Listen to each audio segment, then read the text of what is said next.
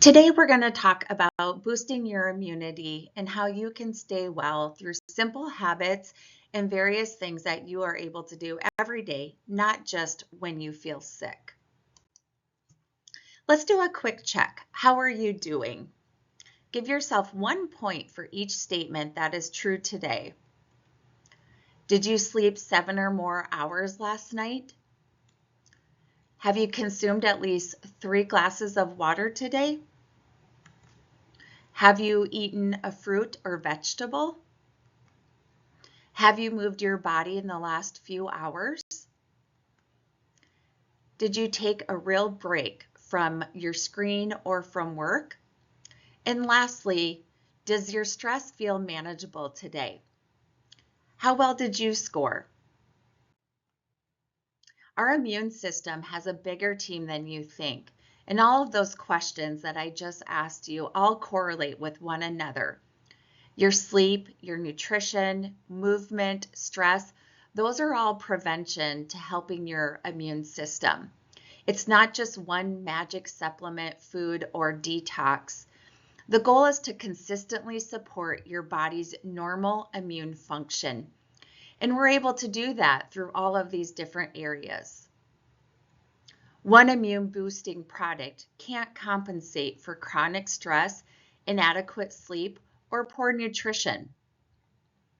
So let's talk about sleep, which might be one of the most underrated immune strategy. Things that you're able to do is aim for 7 or more hours of sleep. You can also keep your sleep and awake times relatively consistent, even on the weekends. Create a 30-minute power down routine before bed. Reduce late night screen time and work stimulation. I know it's so easy to take work home mentally, even when the laptop stays at the office. But tonight I challenge you to go to bed 30 minutes earlier or just put your phone away 30 minutes before bed and see how that helps with your sleep. Let's talk about nutrition. Let's eat to support our immune system, not in a way of we need to have a perfect diet. Think variety. Add more protein, colorful produce, whole grains, healthy fats, and fiber-rich foods. A balanced eating pattern gives your body the nutrients it needs to function well. So before reaching for a supplement, look at what you consistently have on your plate and what you can do. I love the color challenge. That is to simply try to get 3 different colors of fruits and vegetables into your day. Hydration. Could maybe that afternoon slump be a cue that you're maybe not hydrated? Not drinking enough fluid can contribute to fatigue, headaches, maybe even a loss of concentration. You don't necessarily need to have that gallon next to you on your desk. You just need a consistent amount of fluids throughout the day. And if you are feeling some of the fatigue, maybe it's just simply grabbing a glass of water. So your desk challenge could be, before you grab a coffee, a soda, why don't you grab that glass of water? Stress and immunity. This is the connection that sometimes is ignored. Yes, short-term stress is a normal part of life, but chronic stress without adequate recovery can impact your sleep, your energy, and overall well-being. So for a 60-second reset, I want you to right now drop your shoulders and unclench your jaw. Take 3 slow breaths. Look away from your screen and ask, what actually needs my attention right now? So let's try this 60-second reset right now. Start by dropping your shoulders and unclenching your jaw. Take 3 slow breaths.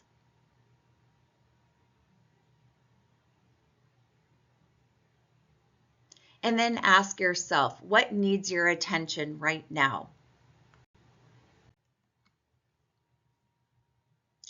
When we think about movement, sometimes we set yourself up with thinking it needs to be this big workout, heading to the gym, jumping on the treadmill, when really, when we're talking about movement, we want small bouts of movement throughout the day, especially if your job requires you to be behind a desk or behind a screen throughout the day.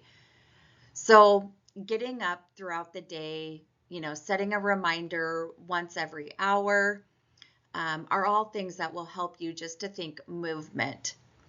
So perhaps you want to walk during a phone call, always taking the stairs, standing and stretching between meetings if you're in back-to-back meetings, simply going out for a 5 to 10 minute walk at lunch or maybe mid-morning or mid-afternoon, parking further away in the parking lot.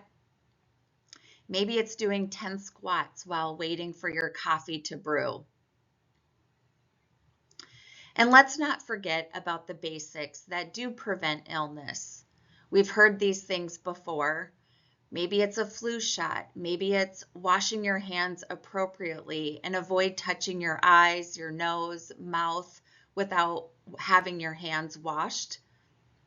Making sure that you have a lot of the commonly touched surfaces clean. Avoid sharing drinks or utensils.